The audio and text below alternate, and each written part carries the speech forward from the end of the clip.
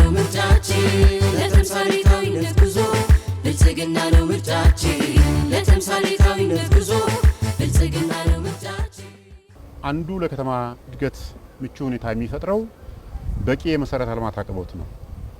እስካሁን ድረስ በነበረው ነባራዊ ሁኔታ እነዚህ የሚቀርቡ መሰረተ ልማቶች የሰው አከታተምን የሰው አሰፋፈርን ተከትሎ የሚሄዱ እንደነበሩ ነው ማየት የሚቻለው።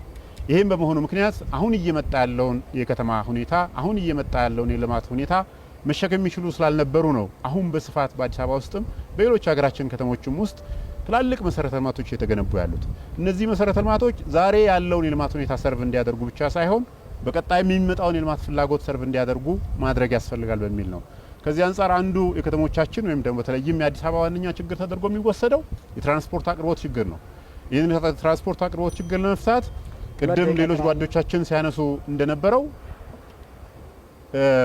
ተሽከርካሪን ማቅረብ ዘመናዊ ተሽከርካሪዎችን ማቅረብ ብቻ ሳይሆን እነዚህ ተሽከርካሪዎች የሚንቀሳቀሱባቸውን መሰረተ ልማቶችን ማስፋት ያስፈልጋል።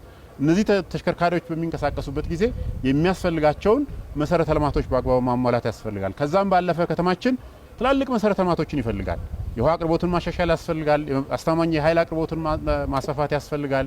የፍሳሽ መሰረተ ልማትን ማስፋፋት ያስፈልጋል። ይሄም ባለፉት 5 ዓመታት ሰርተን ማሳየት ችለናል። የመንገድ ሽፋንን በምናይበት ጊዜ ከ6000 ኪሎ ሜትር ወደ 8500 ኪሎ ሜትር ማድረስ ችለናል።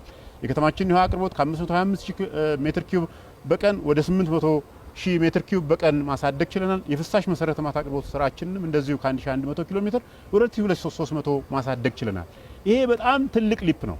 ባለፉት በአዲስ አበባ ከተቆረቆረችበት ጊዜ ጀምሮ በነበሩት ዘመናት ሁሉ ያልተሰሩ ትላልቅ መሰረተ ልማቶችን መስራት የተቻለበት ሁኔታ አቅምም የነበረ ስለሆነ ይህንን አልቀን መስራት የምንችልበት ምቹ የፖሊሲ አማራጭ አቅርበናል።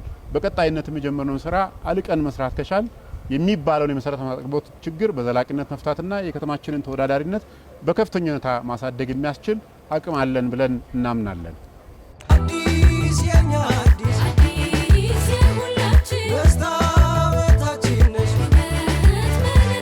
ለተምሳሌታዊነት ጉዞ ብልጽግና ነው